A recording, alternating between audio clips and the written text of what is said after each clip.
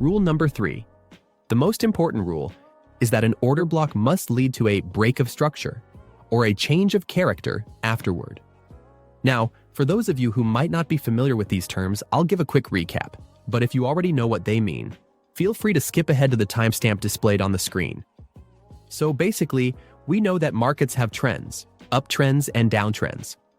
Let's take an uptrend as an example. During an uptrend, the market doesn't just move straight up. Instead, it moves in a structured way, forming what's called higher highs and higher lows.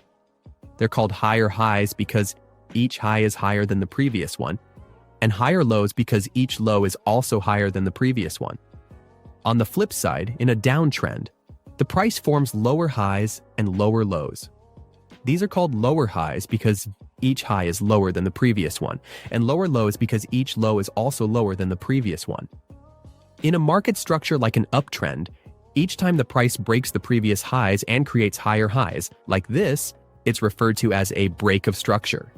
Now, of course, markets don't stay in an uptrend forever. At some point, the trend will change. This shift happens when the previous lows are broken, leading to the formation of lower lows.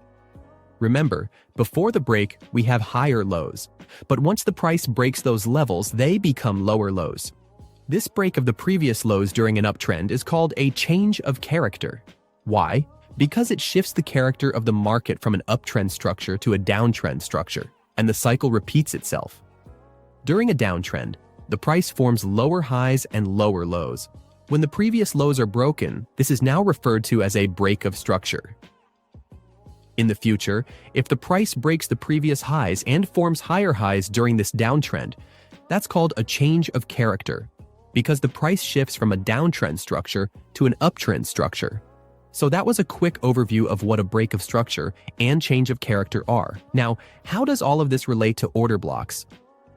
For an order block to be valid, it must lead to either a break of structure or a change of character afterward.